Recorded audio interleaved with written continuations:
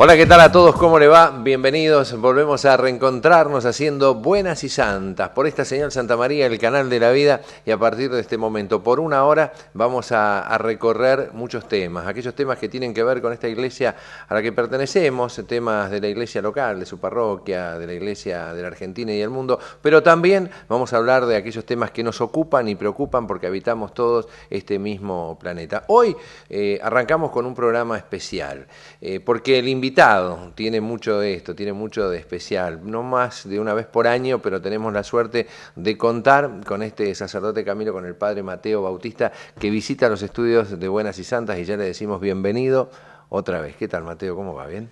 Gracias por invitarme, Roque. Y bueno, y a todos ustedes, qué mejor que decir que buenas y santas. Es así, ¿no? Usted sabe, padre, que durante estos años, porque ya llevamos algunos años de encuentro, decíamos por lo menos una vez, más allá de esta visita, nosotros trabajamos mucho con este sitio web que es el Grupo Resurrección, que Mario Irigoy y Mónica manejan de manera tan maravillosa y que son los gestores de que pueda estar usted acá. Digo, utilizamos mucho de estos videos. ¿De qué hablamos con el padre Mateo Bautista? Bueno, fundamentalmente de una realidad que es la muerte y en realidad lo que significa salir de esa situación, que se llama el duelo, ¿no? ¿Me equivoco? Es un poco así. ¿Cómo podemos empezar esta nota para entender de qué estamos hablando? La muerte automáticamente genera en nosotros situaciones que parecen terminantes, ¿no? Aquellos que decimos, me quiero matar, se murió lo mejor que yo tenía, perdimos un hijo, perdimos un padre, perdimos un amigo, uno se siente mal. El duelo recompone a la persona, uno puede salir de esas situaciones tan difíciles, estas preguntas. Es un tema de la vida y es un tema también de la salud, es un tema de calidad de vida. Y el tema de la pastoral del duelo es un tema también de las preguntas más acuciantes y en el fondo del sentido último de la existencia. Las grandes preguntas de la filosofía, de la teología, del hombre profundo es ¿qué es la vida? ¿Qué es la muerte? ¿Qué hay después de la muerte? ¿Cómo asumirlo? Pues en ese sentido lo que cuenta es la actitud en el duelo. La actitud, es decir, cómo elaboramos el duelo. Y ya nos podemos fijar en la etimología. Elaborar quiere decir trabajar. Porque aquí podemos sintetizarlo con un aforismo. O yo domino al sufrimiento y lo supero, o el sufrimiento me domina a mí. O tengo una actitud optimista, activa para superar los duelos y sanar, o me hago víctima, me sumerjo en la tristeza, en la depresión, empiezo a somatizar un duelo patológico o crónico. Por eso la clave es la actitud positiva para elaborar los duelos y además salir reforzado, volver a tener calidad de vida. Porque después de sufrir mucho, Roque, no podemos seguir sufriendo. Tenemos que reestructurar nuestra personalidad y capacidad de crecimiento y de ayudar a los demás. Claro, yo escuchaba la frase esta, hay una realidad que es la vida y una realidad que es la muerte. Lo que pasa es que es cierto, ¿no? Uno vive mucho, vivimos todos los días, ¿no? Y uno muere una sola vez y creo que no nos preparamos, ¿no? para morir de ninguna manera, ¿no?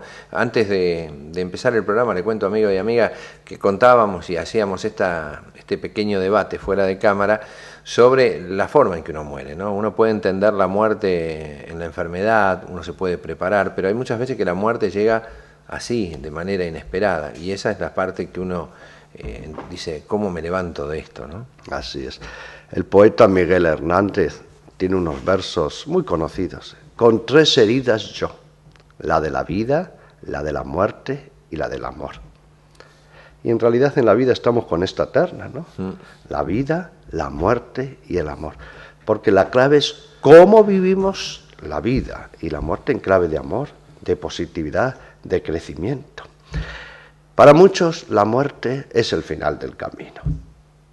Es un túnel negro, es un pozo ciego. Pero para nosotros los creyentes, y mirando la muerte y resurrección del Señor Jesús, es una puerta que nos pasa del tiempo a la eternidad. Es una posibilidad. es un crecimiento, ¿no? Y por eso la muerte que no es nuestra, gracias a Dios, porque este es todo un tema. La vida en el fondo no es nuestra, ¿verdad? Es una hipoteca, Sí, es la verdad. tenemos en usufructo. Pero gracias a Dios, la muerte no es nuestra, porque si fuese nuestra estaríamos perdidos. Claro. Tenemos un buen pastor que nos lleva por esos caminos y no hay un pozo ciego, hay la vida eterna, hay la plenitud. Por eso es muy importante hacernos dueños saludables de nuestra vida, del amor y de la muerte. Y de la muerte como posibilidad. Y en el fondo, permítame también que cite a Martin Luther King. Bien. Él decía, no tendré títulos, pero soy libre. No tengo posesiones, pero soy libre. No sé morir, soy un esclavo. Es verdad, es verdad. Es difícil, ¿no?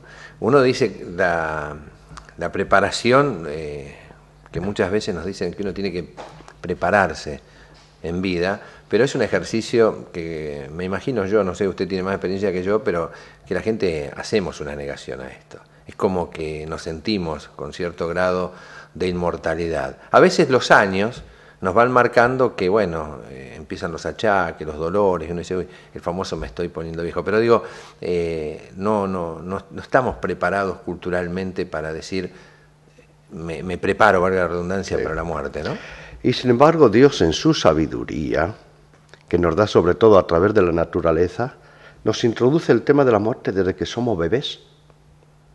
Claro. Día y noche es una expresión de la vida y de la muerte. Cuando ya de niños pequeños vemos un pajarito muerto, estamos introduciendo naturalmente una realidad que pertenece al mundo, a la transformación y a nosotros mismos. Cuando muere nuestro abuelito, nuestra abuelita, gente mayor, nos estamos introduciendo sanamente. Por eso es fundamental también decir a los papás y a los mamás que los mayores tienen que elaborar bien sus duelos, porque elaborar los duelos, Roque, se aprende. Los papás y mamás que elaboran mal los duelos están incubando duelos negativos en sus hijos. Y hay otra manera, por supuesto, de interiorizar el tema de la muerte y de prepararnos. Es cuando tenemos la muerte cercana de algún ser querido, inesperada. Son esos los dos caminos. Pero meditar sobre la muerte es un ejercicio de la vida. Y por supuesto, la mejor preparación para la muerte es vivir como Dios manda la vida. Vivir con naturalidad, con alegría, con intensidad. Y seguramente, a lo mejor con este principio, de que cada día es un fin en sí mismo. Dicho de otra manera, si yo me muriese en 5 minutos, tendría que decir, misión cumplida. No tengo que esperar a 10 minutos, 2 días, 2 años para estar realizado. La persona tiene que estar realizada en el presente, en el momento actual. Por eso cuando a Domingo Sabio y a otros santos que estaban jugando, que es muy conocido, le preguntaron, ¿y si usted se fuera a morir en 5 minutos, qué haría? Seguir jugando, porque es lo que Dios quiere que haga. Estoy en el recreo, seguir jugando. ¿Sabe qué, Padre Mateo? Recién hablábamos de los niños, de los pequeños, ¿no? Y seguramente en casa hay muchos que se están preguntando cuál es la mecánica para los niños para decirle que se murió un ser querido, porque seguramente muchos de los que nos están mirando han perdido a su esposo o alguna persona mayor en la familia y hay chicos mirando. Entonces, a veces pecamos de decir o utilizar colchones muy espumosos, ¿no? Como para que el golpe no caiga.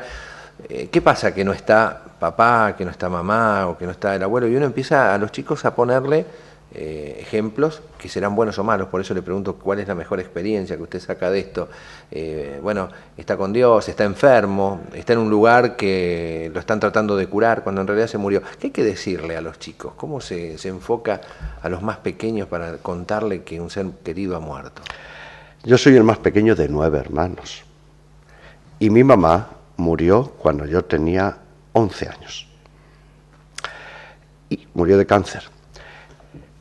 Y ella, no el médico, ella no lo dijo, no lo anunció a los 9 hermanos. A todos. A todos.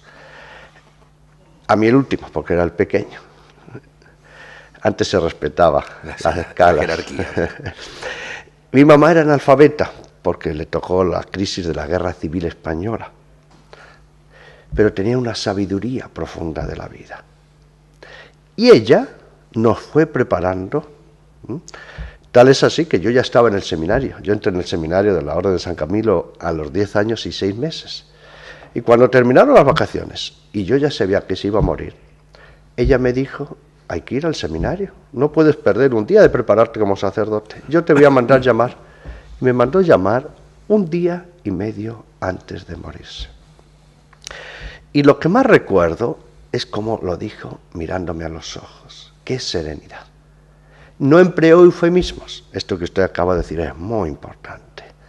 A la muerte hay que mirarle a los ojos. Hay que hacerse uno dueño de la vida y de la muerte. Hay que hacerse protagonista de su morir. No podemos ser esclavos de nuestras enfermedades, de nuestros sufrimientos, de nuestro duelo. E incluso, y por eso, ¿qué son los eufemismos? Se fue, lo perdí, está de viaje.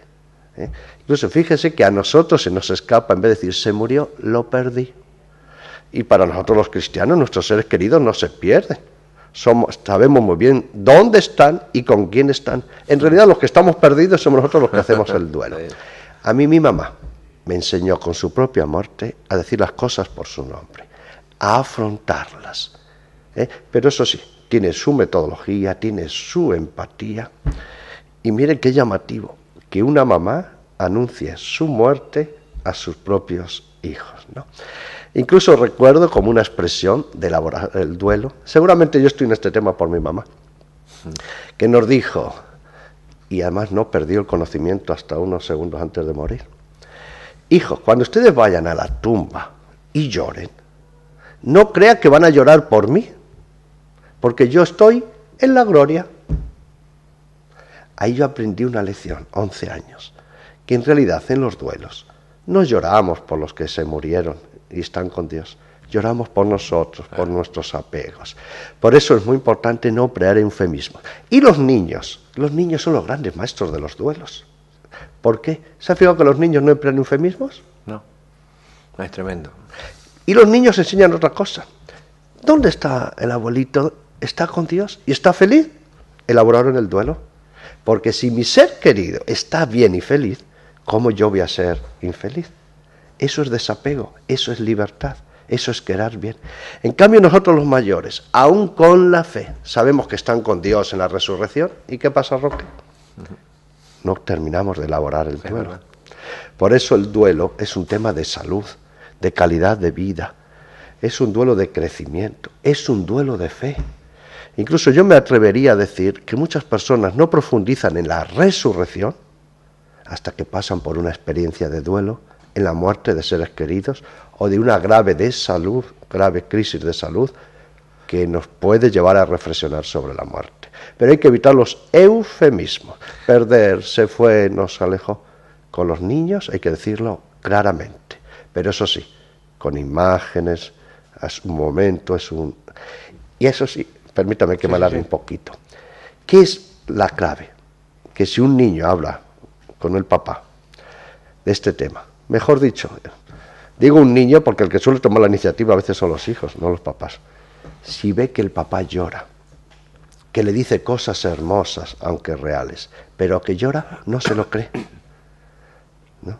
Porque el niño tiene una unidad y lee los ojos del papá. Si mi papá y mi mamá me está diciendo esto y me sonríe y me lo dice convencido, el niño ya elaborará el duelo. Por eso a veces me preguntan y me dicen, padrecito, dicen padrecito los sacerdotes en Bolivia, en otros países, y yo quiero que usted hable con mi hijo. No. ¿Cuál es la clave para que su hijo elabore bien el duelo? Que ustedes como matrimonio hagan un buen duelo.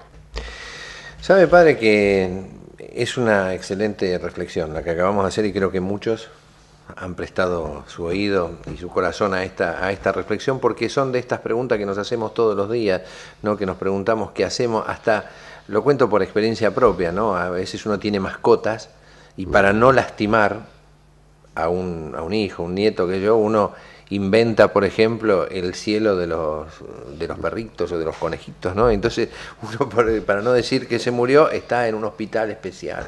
Y digo, imagino cuando uno tiene que anunciar una muerte de un ser querido, ¿no? Qué difícil se hace.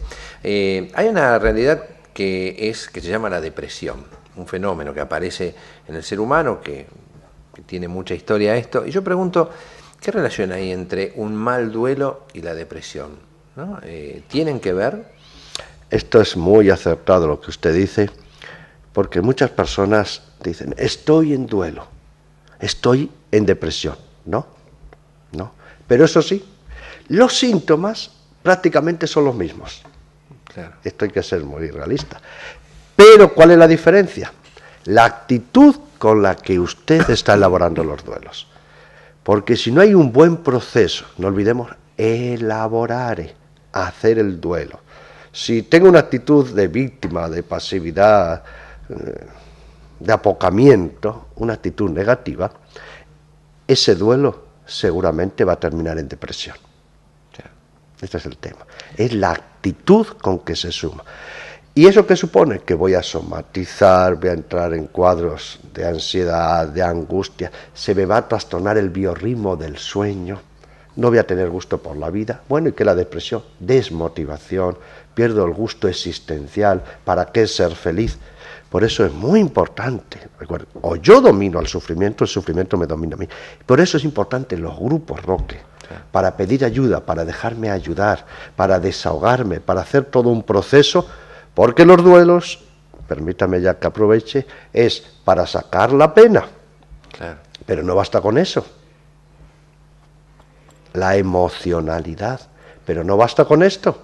Los duelos hay que trabajarlos en la mente, en la cosmovisión, pero no basta con eso. En el duelo hay que poner mucha voluntad, pero no basta con eso. Los duelos hay que hacerlos con los demás, porque los demás también sufren. Y si no hacemos bien el duelo, hacemos sufrir a los demás. Y no basta con eso, hay que hacerlo con la espiritualidad. Claro. Es todo un proceso de todas las dimensiones de la persona.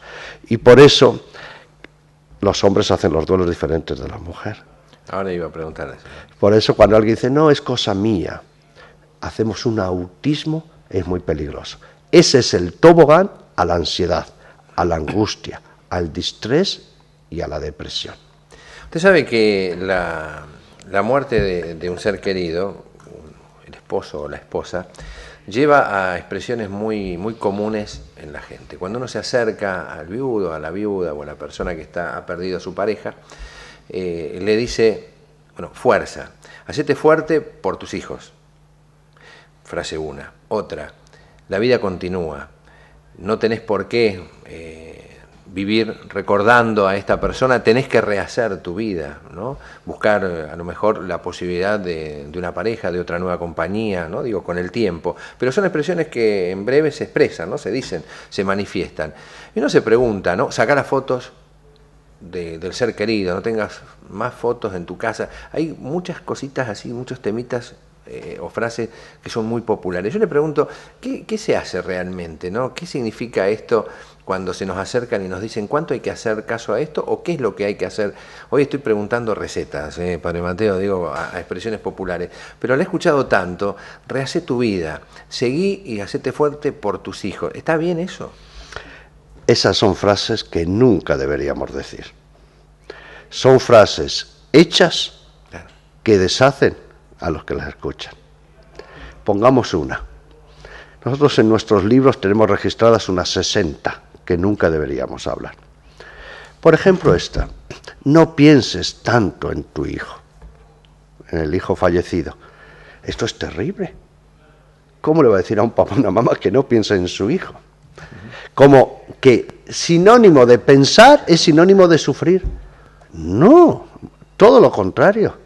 Hay que hacer un proceso de sanación asumiendo todo, dialogándolo, sanando. Pero un duelo no es para dejar de pensar, sino para pensar serenamente, armoniosamente, ¿no? Te quedan otros hijos. Dios mío, Dios mío. Y hay una terrible. Tremenda, a ver. A mí es la única que me hace enfadar. Creo que lo único que me hace enfadar en el mundo es escuchar esta frase. Si me pasara a mí, me moriría. Como diciendo, mala madre, ¿cómo no te has muerto? ¿Sí? Son frases terribles. Pero la gente no las dice por mala intención, las dice por ignorancia. Por eso es muy importante en los procesos del duelo saber respetar los tiempos. Y Roque, al principio, la sabiduría en los duelos es en el que ayuda a hablar muy poco, nada. Escuchar, permitir el desahogo, ¿no? Y después ya poco a poco, primero nos desahogamos, serenar las emociones, trabajar la mente, la voluntad, el gusto por la vida y la espiritualidad. Pero al principio, escuchemos, permitamos los desahogos. Incluso aunque las personas en duelo digan barbaridades que las dicen, no hay que contrariarlas. Porque si la pena no sale, oxida el alma. Y si no nos hemos desahogado, no hay serenidad para escuchar. Claro. Pero el que ayuda nunca debería decir esas frases terribles. Sí, son ese momento, ¿no? Cuando uno llega a un velatorio, por ejemplo, ese abrazo y esa palabra al oído, esa frase, ¿no? Generalmente se usa en esos momentos. Que uno, por ejemplo, alguno de mis hijos me ha dicho alguna vez, no sé qué decir en un caso así. Le digo, está bueno.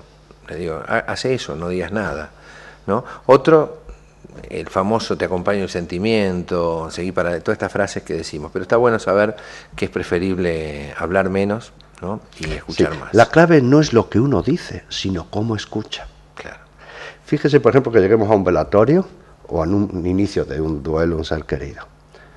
Abrazamos a la persona, le miramos a los ojos. ¿Ya hemos hablado? Claro. ¿O solo hablamos con las palabras? No. Y si una persona le miramos a los ojos, la abrazamos y hacemos silencio, ¿qué le estamos diciendo? Estamos aquí para escucharte. Claro. Puedes desahogarte. Que también, ¿no? Repito, hoy es un día de... Es una escuela.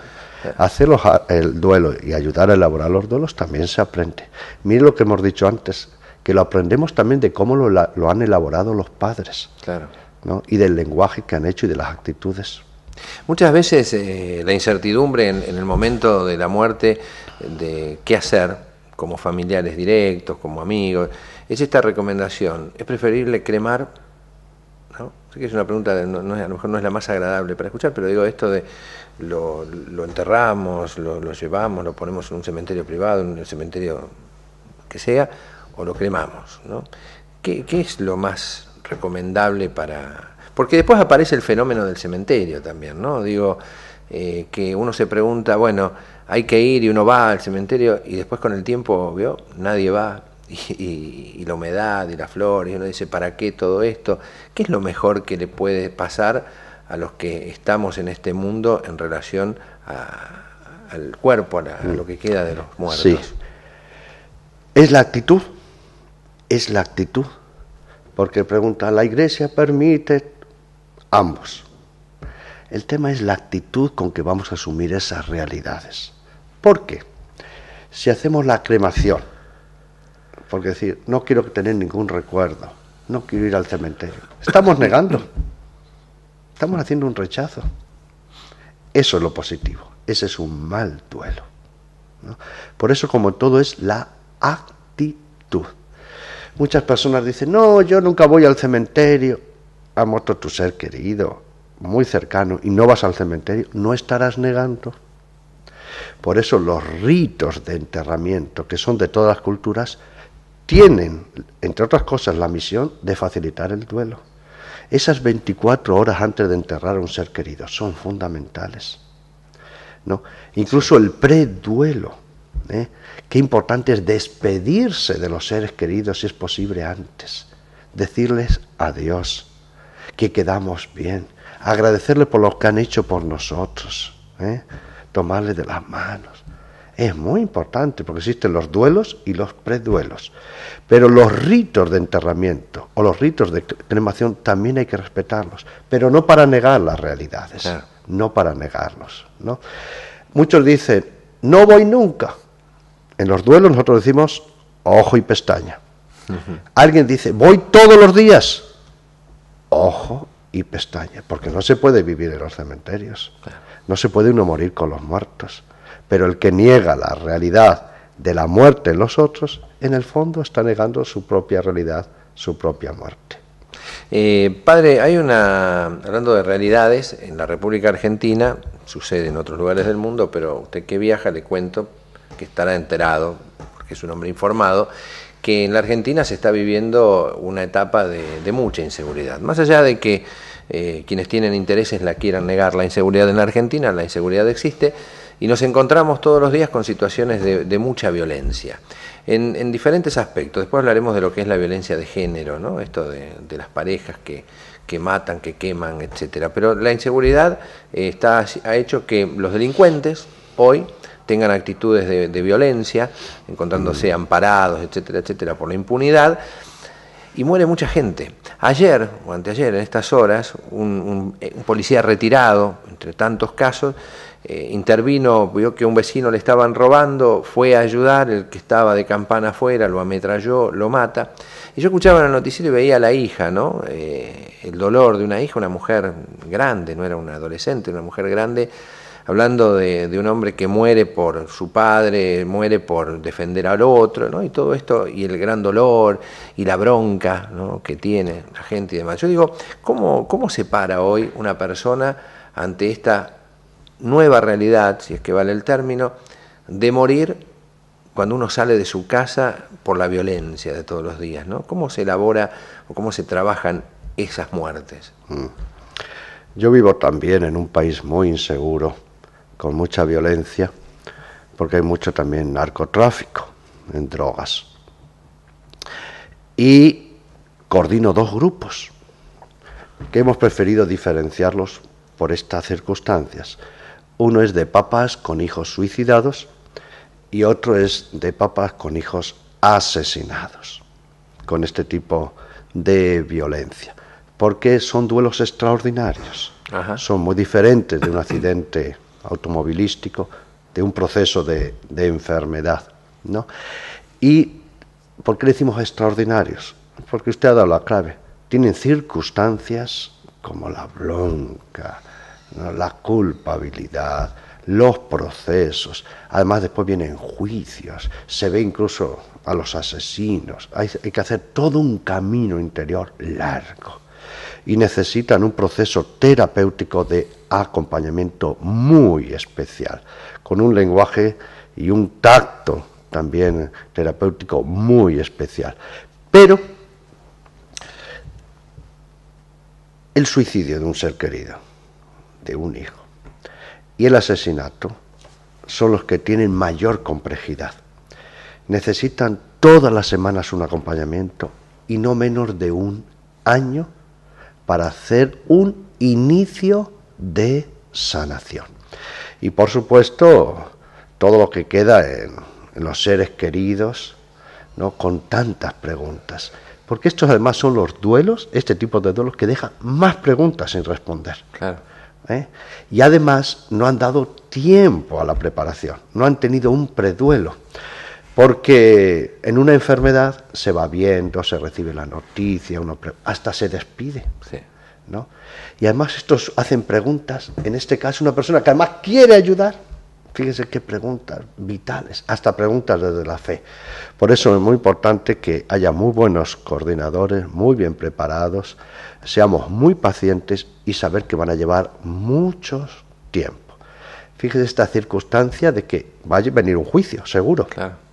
Y van a estar o no la otra persona. Hay que preparar a esa gente, porque claro, se va a encontrar seguramente con el asesino de su esposo, de su esposa, de su padre y de su hijo. Es lo que nosotros decimos los preduelos en el duelo. Por eso, hacer los duelos es terapia, es sanación, es un proceso también donde se cuestiona toda la vida, incluso a decir, ¿para qué ser bueno en la vida? Claro, son duelos extraordinarios que no podemos dejar de acompañar ni humana ni pastoralmente. Hay un tiempo también en la Argentina que se está debatiendo hoy por hoy el aborto, ¿no? No generar el derecho a la vida. Yo digo que toda mujer que aborta, o me imagino que toda mujer que aborta tiene que sentir un grado de culpabilidad por ser cómplice, esta es una expresión personal y me hago cargo, de lo que es un crimen, un asesinato. ¿Se puede elaborar el duelo tras haber matado a su hijo, a un hijo?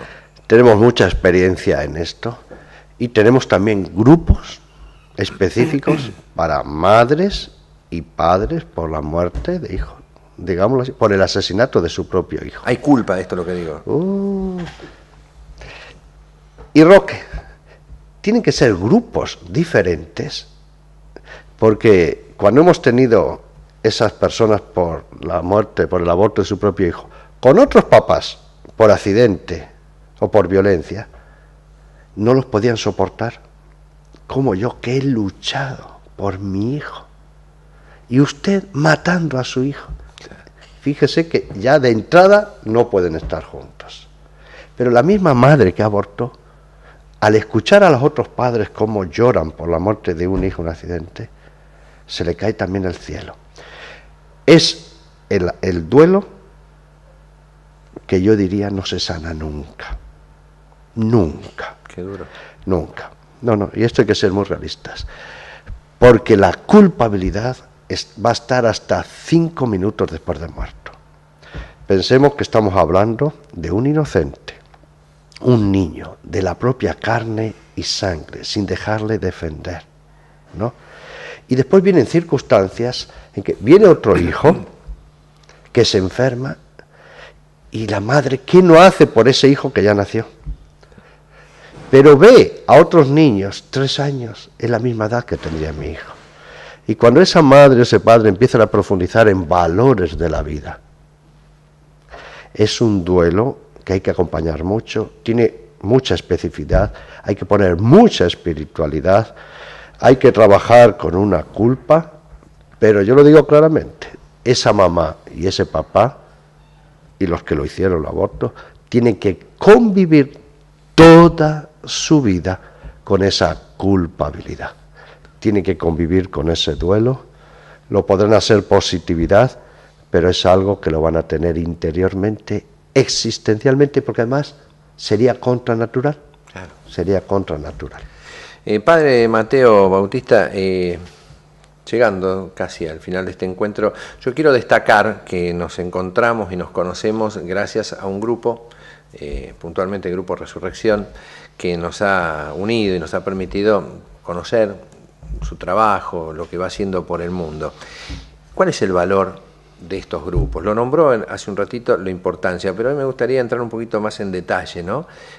¿Por qué está bueno que la gente trate de buscar y dónde se buscan estos grupos y cómo es la mejor manera para el que escucha y nos está mirando y dice, sí, pero ¿dónde, no? ¿Dónde se consigue esta posibilidad de gente que me pueda ayudar? Si yo tuviera que hacer un monumento a alguien, se lo haría a los coordinadores de los grupos Resurrección. Bien. Y un monumento bien alto, unos 200 metros de altura para que se vea bien. Uy, lo veo a Mario mareado allá arriba. ¿Y por qué? Grupos gratuitos. Personas y coordinadores que han pasado por la experiencia. Viudez, muerte de hijos. Han tenido el valor de hacer un camino. Porque, ojo, no basta con que yo vaya, me desahogue y listo. Hay que llegar hasta el final. Una vez que han hecho el proceso, se han dicho, yo he recibido mucho, ¿qué voy a dar?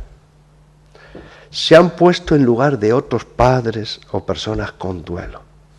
Los han convocado, están en formación permanente, les acompañan durante 1 año, escuchan todas las semanas el desahogo, tienen empatía, devuelven el gusto por la vida, la salud, el gusto existencial.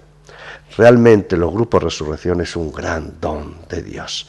Y los que acuden saben realmente lo que es esa expresión. Yo tengo mucha gente que me ama y me admira. Pero tengo que reconocer que especialmente los que más me aman y me admiran son los papás que han pasado 1 año en nuestro grupo Resurrección. porque si hay un dolor del alma, un dolor que es como quitar la piel de una mujer, sacarle las entrañas, dejar sin sentido a un matrimonio, eso es la muerte de un hijo u otros duelos. Y cuando alguien nos acoge, nos mira a los ojos y nos dice gratuitamente, no me da miedo su sufrimiento, sé que está roto, vamos a hacer un camino. Y es más, no le voy a permitir que usted lo abandone, quiero que salga sanado. Realmente es un grande Dios. Por eso la pastoral del duelo y los grupos Resurrección tendría que ser grupos ordinarios en todas y cada una de las parroquias de nuestra República Argentina, para que las personas sanen y vivan en profundidad lo que Dios quiere, la vida. El padre Mateo está visitando la Argentina, ha recorrido ya algunos lugares, ¿no? Creo que ha estado por el interior y seguirá viajando por alguna otra provincia, pero el próximo sábado, ¿no? 20 de octubre, dará una conferencia. Cuénteme un poquitito de qué va a tratar, dónde va a ser. Es en Boulogne y vamos abierta a las personas que están en duelo y especialmente tipo taller con los coordinadores de los grupos de duelo, en una formación permanente, porque no basta con querer ayudar, hay que saber ayudar. Esto es muy importante. Y nuestros coordinadores quieren estar en formación permanente, formación humana, en valores, en espiritualidad. Por eso los estamos invitando y vienen coordinadores de todo el país. Ajá. ¡Qué ejemplo! Imagínense lo que es venir desde el norte, Córdoba, Salta, desde el sur, con ese deseo de querer aprender para ayudar más a los demás, después de haber pasado por toda una experiencia. Es un taller con mucha empatía y nosotros, como siempre lo decimos, no queremos solo estar informados, no solo tener conocimientos técnicos, queremos también estar formados, tener madurez. Porque, mire lo que hemos dicho antes, ¿qué es lo primero que hay que hacer a una persona que sufre? Mirarla a los ojos, sostenerle la mirada, decirle, no me asusta tu sufrimiento, es más, voy a estar contigo, quiero llegar hasta la sanación al final. Esto es precisamente lo que vamos a hacer este sábado en Boulogne, en este taller de la pastoral del duelo. Bien, la placa en pantalla da algunos datos más. Yo quiero contarle, padre, primero agradecerle que este regalo que me ha hecho, este libro Sufrimiento, Duelo y Sanación, que lo voy a leer con mucha atención, del padre Mateo Bautista, que algunos me preguntan algún material de lectura. Bueno, acá tenemos uno, lo voy a comentar en los próximos días después de leerlo, pero me gustaría que aquellos amigos y amigas que siguen este programa, que difundan esto, ¿no? Porque muchos no están, por suerte, yo digo que es una suerte no vivir la pérdida de un ser querido, pero conocemos a veces personas que hace poquito o hace mucho que han perdido a alguien y que están como desorientadas. Y creo que este tipo de encuentros, padre, puede abrir corazones y cabezas, ¿no? Esto que usted decía de una interacción. ¿Se perdieron o se murieron? Qué buena, ¿no? Que murieron. Uno tiene que ir aprendiendo. Bien, me corrige el maestro y eso me gusta. Tenemos también una página web. Eso sí. Es muy importante, gruporesurrección.com. Es una gran ayuda. www.gruporesurrección.com.ar. Digo porque ahí se suben todo el material, todas las charlas del padre Mateo Bautista. Este programa va a estar, yo giro mi cara para preguntarle a Mari Ligoy, que van a estar subiendo, me confirma que sí, este programa, en este canal que nosotros tenemos también en YouTube, www.youtube.com/Grupo Educativo Marín, va a poder volver a encontrar esta nota, y tanto el Grupo Resurrección, la página esa, como el YouTube, le va a permitir a usted, desde cualquier lugar del mundo, poder conocer no solamente al padre Mateo Bautista, sino esta realidad que es el duelo, ¿no?, ante la muerte de los seres queridos. Padre Mateo, nada más que gracias, decirle otra vez. Y nosotros somos hijos de la resurrección, creemos en uno, el viviente, sí, señor, el que ha venido para que tengamos vida y vida en abundancia. Y, como decimos en uno de los lemas de nuestra pastoral del duelo, no olvidemos que el secreto de la muerte hay que buscarlo en la vida. Gracias, padre Mateo. Nos encontraremos, espero que sea antes de un año, pero bueno, si no, sabemos que en un año nos volvemos a encontrar. Gracias. Y nosotros seguimos haciendo buenas y santas por esta señal Santa María, el canal de la vida.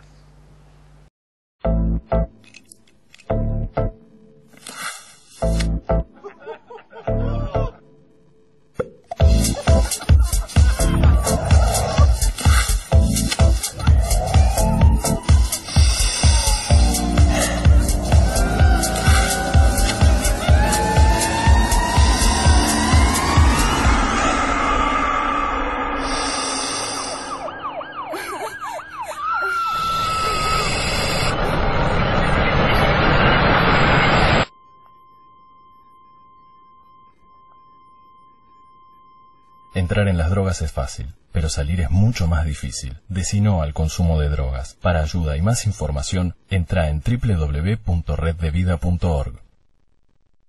Es un mensaje del Consejo Publicitario Argentino.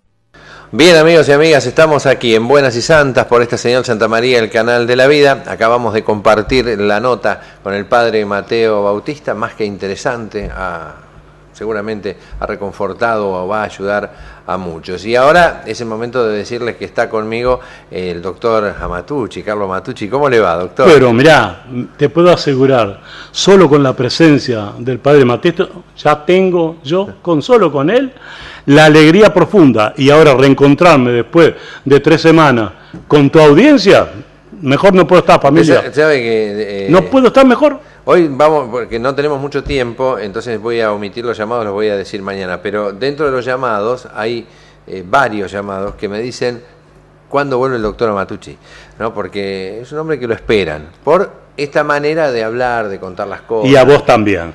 ¿Sabés la cantidad de tus seguidoras y seguidores que le he respondido por ti?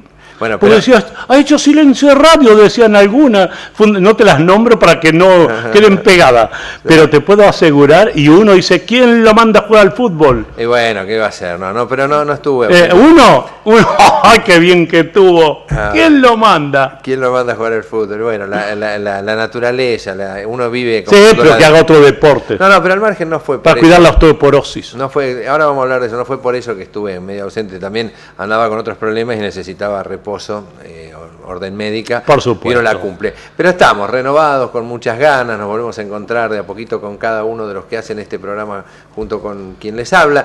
Y hoy es el turno del doctor Amatucci. En estos minutos que nos quedan lo queremos aprovechar, doctor, para hablar sobre días mundiales o internacionales, porque ayer fue el Día Mundial de la Alimentación. Exactamente. No sé si hoy estamos en el Día Internacional del lavado de las manos. El anterior, el 15. El 15, de las manos. 15, de las manos. Mira vos, el lavado de manos. Día Mundial del lavado de las manos. ¿Qué tal? Bueno, acá todos los días se vive, acá se lavan las manos. Bueno, acá sabe cómo se llaman algunos, Poncio Pilato. Claro, acá se lavan las manos. Poncio Pilato se llama. Pero no es el día. Pero no se lavan así, si no, no morirían tantas personas a consecuencia de enfermedades. Familia, el 80% de las enfermedades son pasibles de evitarlas si uno se lavaría con agua y jabón las manos. Las manos, cuanto con más frecuencia mejor, pero fundamentalmente, ya empezamos entonces sí, porque me gusta. Fundamentalmente, ¿cuándo? Cuando se va al baño, aunque se vaya a peinar o a colocar como yo la corbata, ¿viste? Lo primero que hago es porque en la radio estoy sin corbata, ¿sí? Bueno, para estar más sencillo, y también el saco. Entonces voy aunque sea al baño a peinarse o a poner la corbata, como se entra en un lugar en donde muchos salen sin haberse lavado las manos, después de haber hecho algo sólido allí, aquí que las manos muchas veces quedan sucias porque no se puede higienizar adecuadamente, todo eso lo saben, cuando es baño ajeno, fundamentalmente, y dejan en el pomo de la puerta la impronta, allí dejan... ¿Y eso puede generar un contagio? Ahora, es el contagio, es el contagio. Por eso a los chicos de la escuela, aquí, deberían decirle, querido, hay que lavarse las manos cuando salen de allí, lavarse las manos. No, pero yo solamente me fui a poner los labios. No, sí, pero tocaste algo, dejaste la carterita ahí arriba de la mesada, y ahí está toda la impronta, las huellas digitales más resto de materia fecal. Ahora, es un tema cultural. ¿Me expreso bien? Sí, totalmente, pero usted está hablando del baño, pero yo le hablo de la calle, porque me pasa con algunos en casa, en mis casos de familia, ¿no? Que a veces llegan los chicos de trabajar, de hacer actividades, hola, ¿qué tal? Y va y se sientan a la mesa, ¿no? A comer. Y está uno, por eso digo, es un tema cultural, acostumbrado a que nuestros viejos, papá o mamá, sobre todo papá, nos diga, a la mesa hay que lavarse las manos. Claro. Exactamente, eso nos decían nuestros padres, no nos permitían sentarnos si no lo hacíamos. ¿Sería por eso que había menos...? Sí, pero por supuesto. Además de que hoy día no existen más enfermedades, ¿saben por qué, familia? Ustedes, los que siguen siempre este programa, y la mayoría de ustedes son personas que están habituadas a seguir, y más debieran hacerlo, que hemos comenzado el año de la fe, Yo sé que Roque se va a enojar conmigo porque yo voy a esto, pero yo creo que lo que voy a decir es mucho más importante que otras cosas que cualquiera debiera saberlo. Mire, ayer el Evangelio, para los que lo han escuchado ayer o lo han leído, discúlpenme, pero muchos no lo hacen ni siquiera el del domingo. El de ayer, ¿qué hablaba? Que Jesús fue invitado por un fariseo. ¿Y qué hizo cuando llegó ahí a la mesa? Directamente se fue a comer. Y entonces, enojado el fariseo, que dijo, ¿cómo? Tú ni tus discípulos se lavan, y apóstoles, ¿no? Se lavan las manos, es como manda. Sí, eso no lo mandó la ley, le dice Jesús. Le dice Hipócrates. Eso no lo manda la ley, sino que lo mandaron los sacerdotes para ponerle una carga más. Por eso ustedes son hipócritas, porque limpian los vasos por afuera, sin pensar en el contenido. ¿Me entiende? Vasos y platos, así le dijo Jesús. Por eso, dice lo malo, por eso lo malo, mi querido Roque y familia, él le dijo, está en el interior de ustedes, y el interior de ustedes está lleno de maldades, le dijo de todo.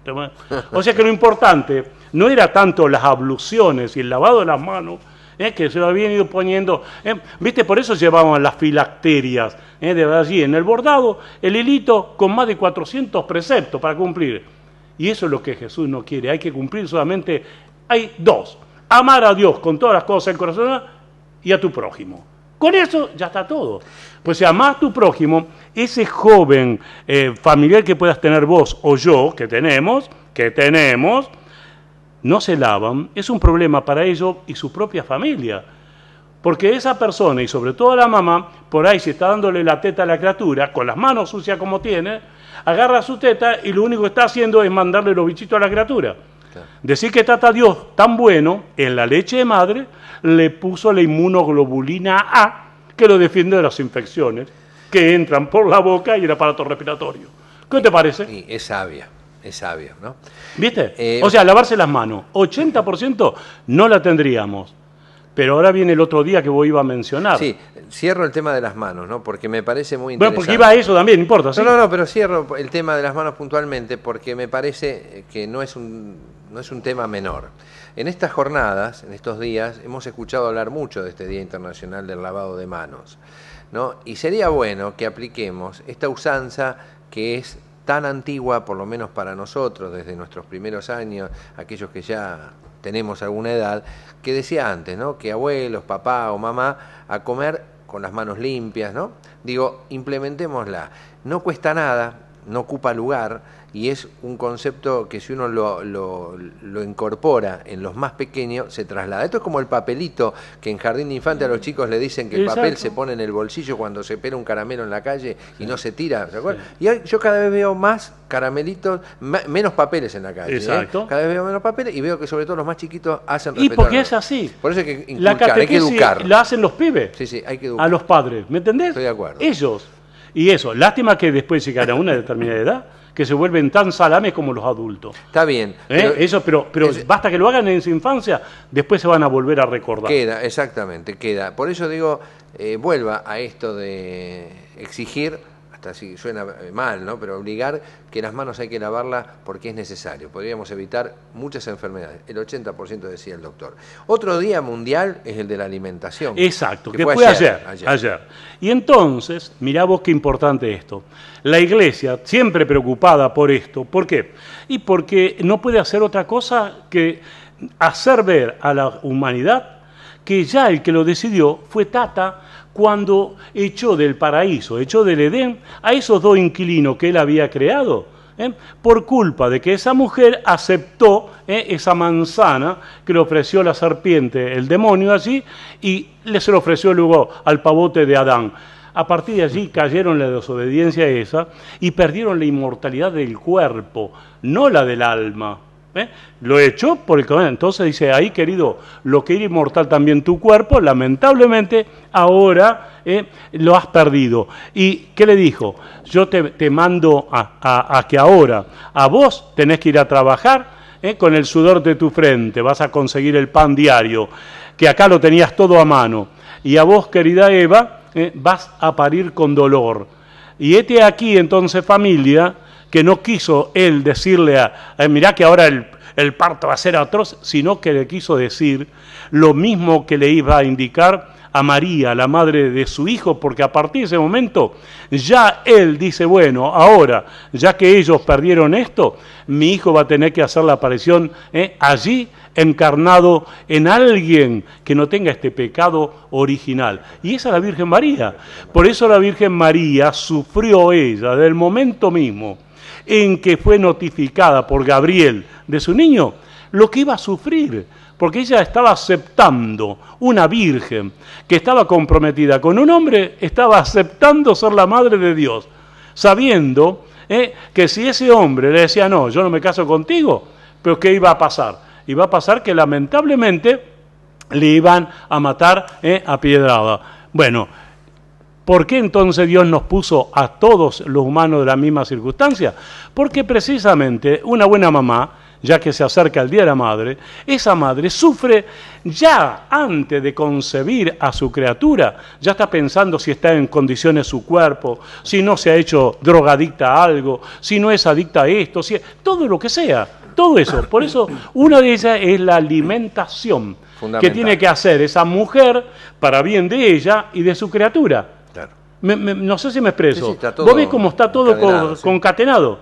Bueno, y es de allí que por eso en Argentina, lamentablemente, el 60% de los nenitos que han nacido esta mañana tienen un déficit motivado que la madre no se ha nutrido adecuadamente, ¿sabe de qué? De hierro.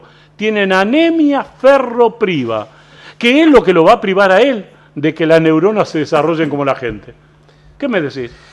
Yo le digo que coincido con la gente, con los amigos y las amigas que nos ven, en que Buenas y Santas es un programa que más allá de hablar, como decimos al principio, de noticias de la iglesia y qué pasó con tal obispo y etcétera, digo, uno aprende muchas cosas. Y cuando viene el doctor Abatucci uno aprende de salud mucho, ¿no? Hemos hablado de este Día Internacional de lavarse las manos, la importancia que tiene, estamos hablando de la buena alimentación, y nos queda un minutito para decir algo que tiene que ver con la osteoporosis. Una enfermedad a los huesos, ¿que es de la mujer exclusivo? No, un porcentaje de hombres la padece, pero es mínimo, pero es el 20, se celebra ese día. Así que aprovechen, familias, sobre todo las mujeres, cuando inician la menopausia, es donde corre mayor riesgo. Pero tanto hombres como mujeres, ¿sabés desde cuándo? Desde la infancia, porque muchos que son alérgicos, y en especial los asmáticos, los médicos que no especializados en alergia, ¿qué le mandan? Le mandan corticoides. Y el corticoide es el enemigo del hueso. Los descalcifica y todo lo demás. Entonces, quiere decir que todo aquello que por una causa reciben un corticoide, más, las mujeres a partir de la menopausia tienen que hacerse los controles para ver si la provisión de calcio es suficiente.